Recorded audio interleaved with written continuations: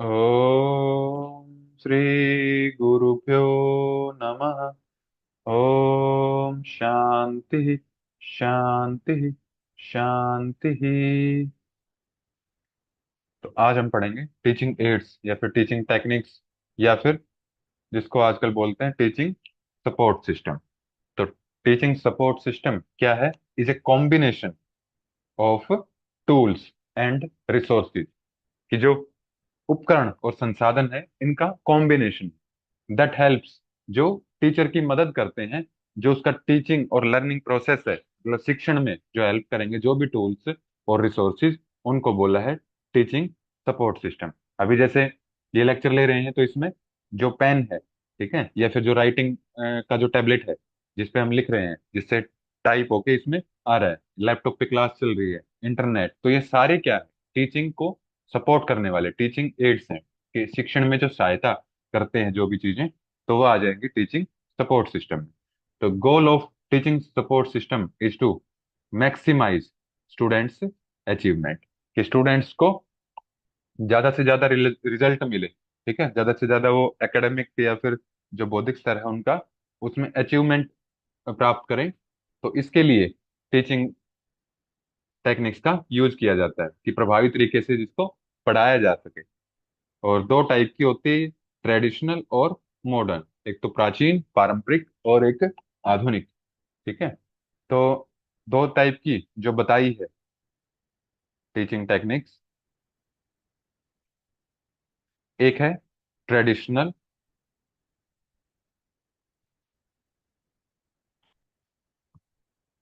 ठीक है, teaching techniques या फिर teaching support system, teaching support system. और दूसरा आ जाएगा मॉडर्न टीचिंग सपोर्ट सिस्टम, ठीक है। और ट्रेडिशनल, इसका दूसरा नाम है टीचर सेंटर्ड, यानी कि जो शिक्षक के केंद्रित होगी।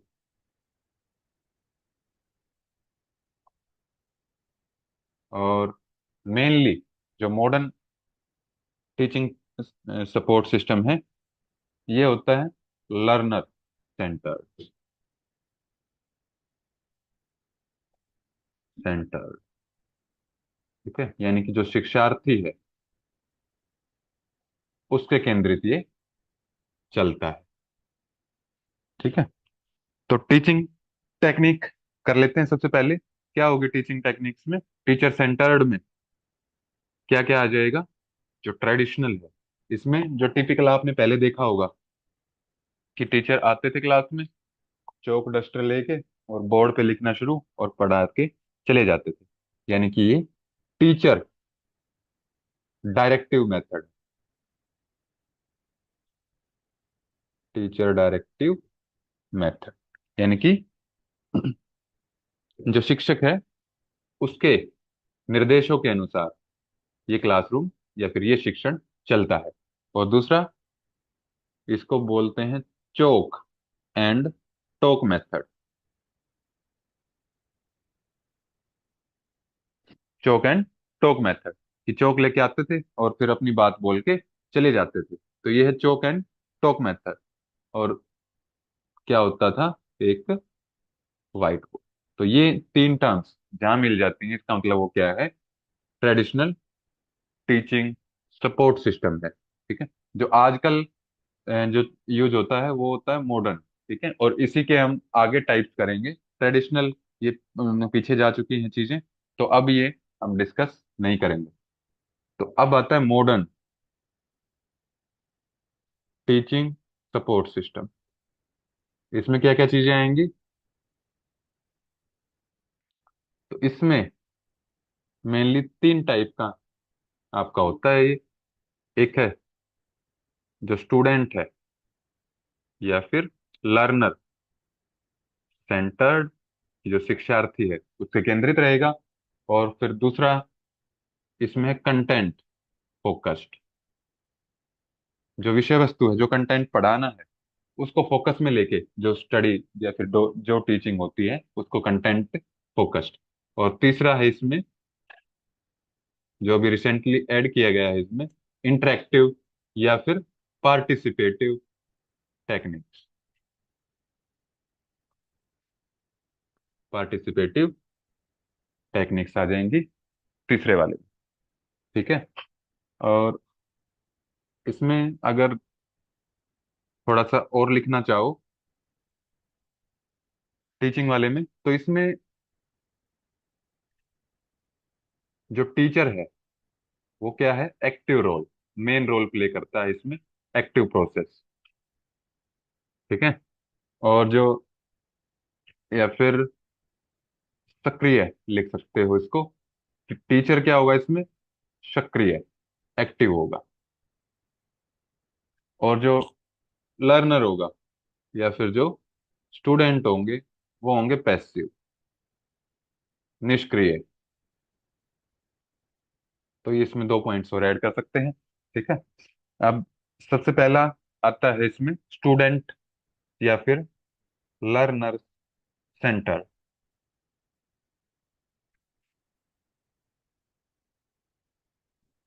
तो इसमें क्या होगा, यानी कि शिक्षार्थी या फिर छात्र केंद्रित।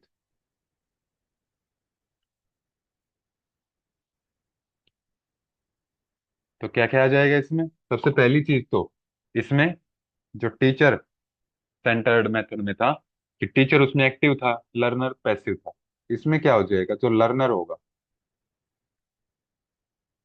वो आ जाएगा इसमें एक्टिव रोल में, सक्रिय। और जो टीचर होगा वो आ जाएगा पैसिव रोल में, निष्क्रिय। ठीक है। यानी कि जो टीचर है वो सेकेंडरी रोल प्ले करेगा इस, कि जो स्टूडेंट्स हैं वो आपस में ही डिस्कस करके, सेल्फ स्टडी करके अपने डाउट्स सोल्व कर लेते हैं। ठीक है। या फिर जो सेल्फ स्टडी करके उस टॉपिक को समझ लेते हैं, तो वो आ जाता है लर्नर सेंटर्ड में। उसके अलग अलग टूल्स हो सकते हैं, अलग अलग मेथड्स हो सकते हैं कि जो वो यूज करेंगे। ठीक है। टीचर जो सेंटर्ड सबसे पहले वाला था उसको ले सकते हो आप, एक बच्चे की जो बाल्यावस्था होती है उसमें, कि उसको जो सोचने और समझने की जो क्षमता है वो उसकी कम होती है बच्चे की, कि वो जल्दी से इंटरप्रेट कर पाए कि ये चीजें क्यों हो रही है। ठीक है। उनके मन में सवाल ज्यादा उठते हैं। बस वो क्लास में आया टीचर, उसकी सुन सकते हैं, तुरंत उनके मन में डाउट्स नहीं आते हैं।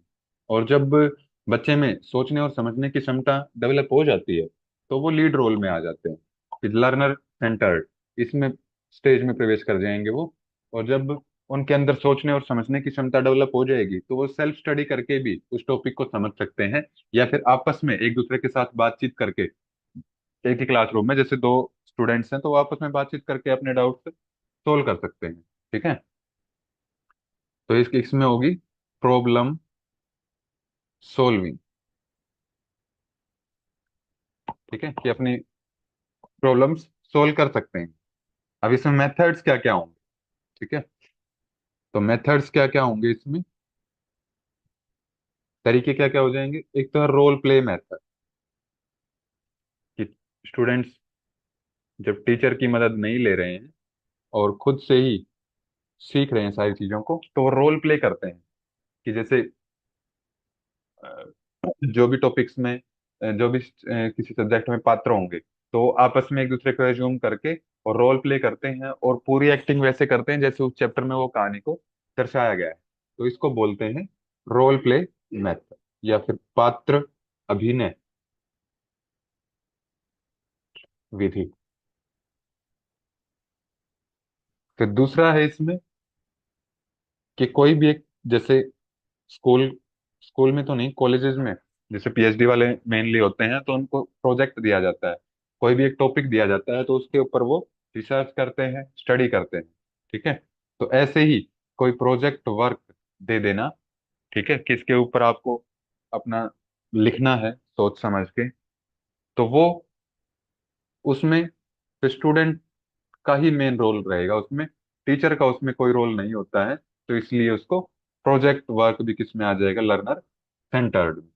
फिर ग्रुप डिस्कशन या फिर जो डिबेट होती है, उसमें वो किसी टीचर की मदद नहीं लेते हैं। तो आपस में ही जो भी डिस्कस जो भी डाउट्स आए, तो वो आपस में एक दूसरे से बातचीत करके, समूह चर्चा करके एक दूसरे के डाउट्स जो है वो क्लियर कर लेते हैं। तो ये भी किस में आ जाएगा, लर्नर सेंटर्ड। फिर इंक्वायरी मेथड, एक ये आ जाएगा इसमें, कि एक दूसरे से इंक्वायरी करते हैं, कोई डाउट आ जाए तो एक दूसरे से पूछताछ। ठीक है, पूछताछ विधि। और फिर एक आता है इसमें कोऑपरेटिव मेथड, कोऑपरेटिव मेथड, सहयोगात्मक, सहयोगात्मक प्रक्रिया, कि एक दूसरे का सहयोग करते हैं। ठीक है, कि जिसको जो टॉपिक आता है, अगर वो जिस जो उस टॉपिक में कमजोर है तो उसकी मदद करता है, कोऑपरेट करता है उसको सिखाने में। ठीक, तो ये आ जाएंगे लर्नर सेंटर्स में आपके मेन मेन 5 मेथड्स। ठीक है, फिर इसके बाद आता है कंटेंट फोकस्ड, कंटेंट फोकस्ड यानी कि विषय वस्तु आधारित, कि जो भी टॉपिक या फिर जो भी विषय वस्तु पढ़ाई जानी है, तो उसमें उसको फोकस में लेके जो स्टडी होती है वो आ जाएगी कंटेंट फोकस्ड टीचिंग टेक्निक में। तो इसमें क्या होगा कि स्टूडेंट और जो टीचर हैं उनके बीच में कोलेबोरेशन हो जाएगी इसमें, कि वो एक सामूहिक निर्णय पे पहुंचेंगे कि ये कंटेंट पढ़ाना है या फिर इतना कंटेंट ये पढ़ाना है। ठीक है, तो इसमें क्या क्या मैटर करेगा, एक तो कंटेंट की स्ट्रक्चर, कि कंटेंट का ढांचा कैसा है। ठीक है, और दूसरा उसकी क्वांटिटी, कि कंटेंट की मात्रा कितनी है, कितना कंटेंट उस चीज के लिए सफिशिएंट है। फिर कितना डेप्थ में वो कंटेंट, कितना गहराई में,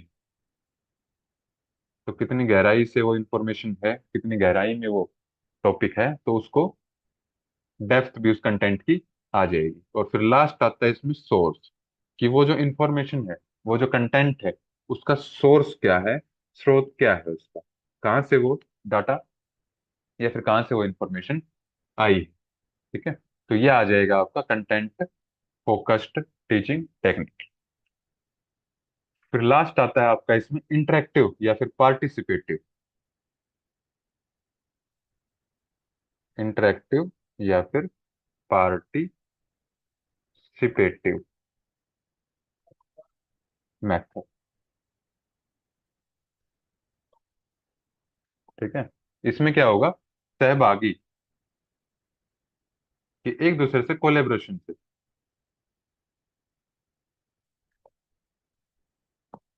कि क्या होगा इसमें, स्टूडेंट्स का आपस में टीचर का साथ, टीचर के साथ क्या होगा, कोलेब्रेशन, सहयोग, एक दूसरे के सहयोग से जो टीचिंग होगी, तो उसको बोलेंगे इंटरेक्टिव या फिर पार्टिसिपेट, कि जिसमें एक दूसरे से इंटरेक्ट करेंगे, कम्युनिकेट करेंगे। ठीक है, फिर जब एक दूसरे से बातचीत करेंगे किसी टॉपिक के ऊपर, तो उसमें से नए विचार निकल के आएंगे, तो उसको बोला है क्रिटिकल थिंकिंग, कि उसके बारे में चर्चा होगी फिर, क्रिटिकल थिंकिंग, आलोचनात्मक सोच, कि उसके बारे में फिर बुद्धि लगाएंगे कि अच्छा ये चीज ऐसे है तो ऐसे क्यों नहीं है। तो आपस में जो वो इंटरेक्ट करेंगे तो इस तरह के डाउट्स, इस तरह की आलोचना उसमें सामने आती है। और जब आलोचना करेंगे, क्रिटिकल थिंकिंग करेंगे, तो जो भी प्रॉब्लम होगी वो सोल्व करने की कोशिश करेंगे, प्रॉब्लम सोल्विंग। और इसमें मेथड्स क्या क्या आ जाएंगे, तरीके कौन से आ जाएंगे, जिसमें इंटरेक्शन या फिर पार्टिसिपेशन हो। एक इसमें आता बज सेशन। ठीक, बज सेशन का मतलब क्या है, कि आपने टीवी पे या फिर कहीं पे देखा हो आपने, तो सवाल किया जाता है कि दो दो पेयर के, आपको 4 ग्रुप बिठा दिए हैं कि दो दो उसमें पार्टिसिपेंट्स हैं, और फिर एक सवाल किया जाता है कि जिसको वो सवाल पहले आता है वो बजर या फिर जो बज बटन है वो दबा दे, फिर उससे वो सवाल पूछा जाता है। ठीक है, तो वो क्या होता है, बज सेशन। फिर दूसरा है इसमें थिंक, पेयर एंड शेयर, कि पहले सोचना, फिर जोड़ा बनाना, कि कोई किसी को साथ में लेना अपने ग्रुप में, फिर उसके साथ वो जो अपना विचार सोचा गया है उसको शेयर करना। अब एक एक करके इन टेक्निक्स को डिटेल में डिस्कस करते हैं जो आपके लिए इंपॉर्टेंट है। ठीक है, पहला है इसमें माइंड कंसेप्ट मैप। ये मॉडर्न की है, सारी मॉडर्न टीचिंग सपोर्ट सिस्टम की सारे टाइप्स हैं ये। ठीक है, जो ट्रेडिशनल है उसके बारे में डिस्कस हम नहीं करेंगे, उतने उतना सफिशियंट है उसके लिए। तो इसमें आ जाता है पहला माइंड या फिर कंसेप्ट मैप, कि आपने इसमें क्या करना है कि कोई भी चीज आप पढ़ते हो या फिर कोई भी स्टोरी टैगलाइन पढ़ते हो आप, तो वो विजुअल्स आप इमेजिन करते हो उसमें। ठीक है, कि ऐसा ऐसा आप सोचते हो कि ऐसा ऐसा रियलिटी में चल रहा है, पूरा एक सिस्टम बना के। ठीक है, तो वो आ जाता है इसमें माइंड कंसेप्ट मैप में, कि visual diagram that organises information into A hierarchy, कि जो एक क्रम है उसमें उसको व्यवस्थित कर देता है। तो it is often created around a single concept, किसी एक सिंगल कंसेप्ट की ही एक बना सकते हैं पिक्चर, विजुअल डायग्राम, मल्टीपल का नहीं बना सकते। ठीक है, with associated representation of ideas such as image, या तो कोई इमेज ध्यान में आती है या कोई शब्द ध्यान में आते हैं या फिर पार्ट्स ऑफ वर्ड्स एडिट। ठीक है, तो ये आ जाता है आपका माइंड कंसेप्ट मैप, कि जिसमें आप मन में किसी भी टॉपिक के प्रति, किसी भी इंफॉर्मेशन के प्रति जो भी आप अवधारणा बना लेते हैं, जो भी एक मैप क्रिएट कर लेते हैं, उसको बोला है माइंड और कंसेप्ट मैप। फिर दूसरा है ब्रेन स्टॉर्मिंग। ब्रेन स्टॉर्मिंग क्या है, कि कोई भी, जैसे किसी को टास्क दे दें कि आपको एक सवाल के 10 जवाब निकालने अलग अलग तरीके से। ठीक है, या फिर कोई भी एक टॉपिक दे दिया, उस पे 10 अलग अलग तरीके से आइडियाज लगाने हैं। ठीक, उसको एक टास्क दिया गया, एक प्रॉब्लम दी गई उसको। ठीक, तो अब वो अपना ब्रेन, अपना जो दिमाग है उसको दौड़ाएगा, और जो प्रॉब्लम दी गई है उसको उसको सोल्व करने की कोशिश करेगा। तो is a group problem solving technique. तो प्रॉब्लम सॉल्विंग टेक्निक है ये, कि कोई प्रॉब्लम दी गई है और उसका सॉल्यूशन अब नए आइडिया जनरेट करके निकालना है, generating new ideas and solution. It can be done individually और इन ए ग्रुप। अकेले भी कर सकते हैं, कि किसी एक आदमी को भी काम दिया जा सकता है, और एक पूरे ग्रुप को भी, कि आप सबको मिलके ये काम पूरा करना है। तो ये आ जाएगा ब्रेन स्टॉर्मिंग। फिर इसके बाद है थिंक, पेयर एंड शेयर। मान लिया क्लास में एक बच्चे को कोई टॉपिक क्लियर नहीं हो रहा है, तो वो पहले उसके बारे में पढ़ेगा, उसके बारे में सोचेगा। जब उसको क्लियर नहीं होगा, फिर वो पेयर बनाएगा, किसी और को, अपने दोस्त को साथ में लेगा। ठीक है, अब वो पेयर बना लिया उसने, फिर उसके साथ जो भी उसको प्रॉब्लम आई है या फिर जो भी उसको नया आइडिया आया है, वो उसके साथ शेयर करेगा। कि think pair share is a cooperative learning activity, जिसमें कोऑपरेशन चाहिए दूसरे का। ठीक है, आप दूसरे को ऐड तो कर लें लेकिन वो इंटरेस्ट ना ले, पेयर तो बना लिया लेकिन वो इंटरेस्ट ना ले उसमें, तो उसका कोई मतलब नहीं है। तो कोऑपरेटिव लर्निंग एक्टिविटी है ये, in which the instructor pose a question, एक क्वेश्चन दिया जाता है, और students first think to themselves, और स्टूडेंट्स जो है वो पहले खुद सोचते हैं उसके बारे में, और discuss their response with a person sitting near them, और फिर जो खुद विचार करके, फिर जो उनके पास में बैठा है उसके साथ पेयर बना के, फिर जो उसने सोचा है उसको डिस्कस करते हैं। तो ये थिंक, पेयर एंड शेयर में। फिर इसके बाद है फिश बाउल टेक्निक। इसमें क्या होता है, कि जैसे बाउल होती है, इसमें दो सर्कल होंगे, एक आउटर सर्कल और एक इनर सर्कल। इसमें क्या होगा, कि एक सर्कल जो अंदर सर्कल है, इसमें जो बैठे लोग हैं, इसमें जो बैठे शिक्षार्थी हैं, वो क्या करेंगे, डिस्कस करेंगे, वो आपस में बातचीत करेंगे। और जो बाहर वाले सर्कल के आसपास बैठे होंगे, वो क्या करेंगे, बस सुनेंगे। ठीक है, यानी कि, और ये इंटरचेंज होगा बीच बीच में, कि इनर वाले आउटर सर्कल में भी जा सकते हैं बीच बीच में, और आउटर वाले इनर में भी, मतलब फ्लिप होते हैं, कि पहले इनर वाले बोलेंगे, आउटर वाले सुनेंगे, फिर आउटर वाले इनर सर्कल पे आ जाएंगे, और इनर वाले आउटर सर्कल पे आ जाएंगे। और फिर जब आउटर वाले इनर सर्कल पे आ जाएंगे, तो अब जो ये अंदर आ गए हैं तो उसमें वो बोलेंगे, और जो बाहर चले गए हैं वो सुनेंगे। मतलब इसमें मेन क्या है कि इनर सर्कल वाला बोलता है, डिस्कस करेगा, और जो आउटर सर्कल है ये लिसनिंग का काम होता है, इनका सुनने का काम होता है। ठीक है।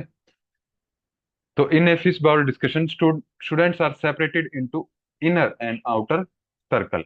इनर सर्कल में क्या होगा, स्टूडेंट्स हैव ए डिस्कशन, आपस में बातचीत करेंगे वो, और students in the outer circle, outer circle में क्या होगा, listen to the discussion and take notes, और नोट्स बनाएंगे इन अंदर वाले सर्कल की बात सुन सुन के। और जब एक बोलने का भी काम हो रहा है, इसमें सुनने का भी काम हो रहा है, तो ये क्या है, this technique is good for developing good listening as well as speaking skill, कि बोलने का भी स्किल का अभ्यास हो जाता है इसमें, और सुनने का भी। तो ये है फिश बाउल टेक्निक। इसके बाद है बज ग्रुप मेथड। बज ग्रुप मेथड में एक तो तरीका आपको बता दिया कि दो तीन का पेयर बना रखा है और एक बजर उनको दे रखा है, उनसे सवाल किया जाएगा, जिसको जवाब आता होगा वो बजर दबा देंगे। और दूसरा क्या है इसमें समझने के लिए, कि जैसे दो तीन लोग बैठे हों, वो आराम आराम से बात कर रहे हो, तो उनकी आवाज क्लियर सुनाई नहीं देगी, बस उनकी बजिंग की भिन भिन की आवाज ऐसे सुनाई देगी कि कोई बोल रहा है। ठीक है। तो वो क्या है, बस group discussion. Small group of 2 to 3 participants discuss a specific question. Or since the small group produces a buzzing sound while discussing, this method is called as buzz group. ठीक है। इसके बाद है गेमिफिकेशन। गेमिफिकेशन यानी कि classroom को एक ऐसा एनवायरनमेंट, ऐसा वातावरण बना देना उसमें, कि बच्चे खेल खेल के सीख जाए सब कुछ। ठीक है। कि जो भी एक्टिविटी देनी है वो खेल में उसको इस तरह से बांट दिया कि खेलते खेलते बच्चे सीख जाएं। कि gamification is about transforming the classroom environment and regular activities into A game, कि वो गेम में बदल जाए। और इस गेम के जरिए क्या क्या सीखा जा सकता है, फैक्ट्स, ट्रिविया यानी कि जो जनरल नॉलेज है, और इंफॉर्मेशन बेस्ड क्वेश्चन। ठीक है। कि एक ग्रुप में, कि किसी को जैसे मान लिया हिस्ट्री का कुछ टॉपिक याद करना है, उसमें डेट्स देनी है, तो किसी बच्चे को किसी एक डेट पे बोल दिया कि आप इस डेट को रिप्रेजेंट कर रहे हैं, दूसरा बच्चा उस डेट को, और वो आपस में फिर एक गेम प्लान करें उसकी स्टोरी लाइन के अकॉर्डिंग। तो इससे जो फैक्ट्स हैं, जो इंफॉर्मेशन है, वो सबको आसानी से याद हो जाती है। इट रिक्वायर्स क्रिएटिविटी, क्रिएटिविटी चाहिए इसमें अब पूरी तरह से उसकी प्लानिंग को एग्जीक्यूट करने में। कोलेबोरेशन चाहिए, सबका सहयोग चाहिए सभी स्टूडेंट्स का, और प्ले, खेलना, खेल की आवश्यकता इसमें होगी। तो ये है गेमिफिकेशन। फिर अगला है इसमें फ्लिप्ड क्लासरूम। फ्लिप्ड क्लासरूम का क्या मतलब है, कि जो क्लासरूम का जो एक टेम्पलेट बना हुआ है उसको बिल्कुल ही फ्लिप कर दिया, उसको उल्टा कर दिया। कि नॉर्मली क्या होता है कि टीचर आता है और क्लास में पढ़ा के चला जाता है, फिर अगले दिन बच्चे उस टॉपिक का डाउट पूछते हैं। लेकिन फ्लिप क्लासरूम में क्या होगा, कि बच्चे पहले से ही घर पे वो टॉपिक पढ़ के आएंगे घर से। ठीक है। और जब पढ़ के आएंगे तो बस टीचर को अब जो बुक में लिखा है वो पढ़ाना नहीं पड़ेगा, वो बस उनके डाउट्स लेगा कि किस में क्या समझ में नहीं आया। ठीक है। तो ये flipped classroom is structured around the idea that lecture or direct instruction is not the best use of class time, कि बस आना और लेक्चर देना ये बेस्ट यूज नहीं है जो क्लास का टाइम। बस उसमें जो कंस्ट्रक्टिव जो कंस्ट्रक्टिव जो आइडियाज हैं, या फिर कंस्ट्रक्टिव जो डाउट्स हैं, उनको डिस्कस करना, ये एक बेस्ट यूज माना है। Instead students encounter information before class, freeing class time for activities that involve higher order thinking. तो students information before class, freeing class time for activities, जब वो घर से उस टॉपिक को पढ़ के आएंगे तो क्या होगा इससे, कि जो क्लास में उनको फ्री टाइम मिलेगा जो डाउट्स की डिस्कशन के लिए, फिर या फिर अदर एक्टिविटीज के लिए, जिससे क्या होगा, उनका जो स्किल्स हैं, हायर ऑर्डर थिंकिंग है, जो बौद्धिक स्तर है उनका, वो डेवलप होगा उसमें। तो ये है फ्लिप्ड क्लासरूम। फिर इसके बाद है जिग्सो स्ट्रेटेजी। जिग्सो स्ट्रेटेजी आपने अपने कॉलेज या फिर स्कूल टाइम पे किया भी होगा। इसमें क्या है, जिक्सो का मतलब होता है आरा, कि जैसे कोई भी ब्लेड है तो ये ऐसे जो आरा टाइप में चलती है, इसके ऊपर बेल्ट होती है एक, ठीक है, तो वो होती है ये। इसमें क्या होगा कि दो ग्रुप है मान लिया, या फिर दो स्टूडेंट्स हैं, ए स्टूडेंट और बी स्टूडेंट। इसने किसी बुक में 6 चैप्टर हैं, तो पहले तीन, 1 से 3 चैप्टर इसने याद कर लिए, और 4 से 6 इसने कर लिए।